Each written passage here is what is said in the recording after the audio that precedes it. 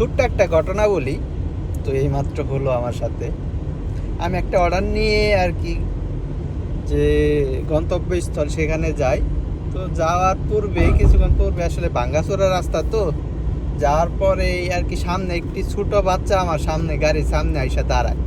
তো সেই বাচ্চাটা আর একটা বাচ্চাকে ডাক দেয়। তো সে আইসা আমার দরজা খোলার চেষ্টা করে আর কি।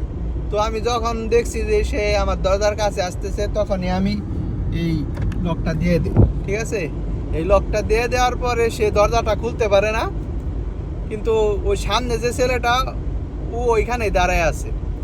তো যখন আমি দরজা খুলতেছি না, ই করতেছি না, ও ও সামনে থেকে যায় না। পরে আমি জোরে হরন দিছি, হরন দেওয়ার পরে আর কি দুইজনে দৌড় দিয়া তার বাসার সামনে যাইয়া ছোট একটা ইটের খণ্ড নিয়ে আমার আর কি প্রায় গ্লাসের মধ্যে লাগাইছিল।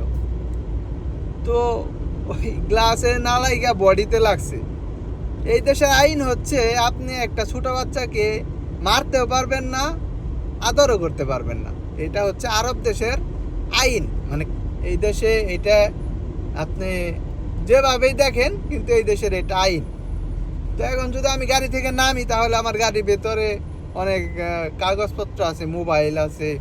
তো হয়তো বা একটা মোবাইল নিয়ে গেল গা, বাচ্চা মানুষ, কিছু বলার তো নাই।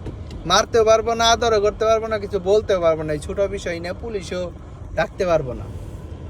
তো এটা হচ্ছে সমস্যা। তো সবাই আর কি যখনই অর্ডারটা আর কি পিক আপ করবেন, পিক আপ করার পরে আপনি ডোরটা লক করে দিবেন, যতক্ষণ পর্যন্ত না আপনার কাস্টমারের লোকেশনে আপনি যান।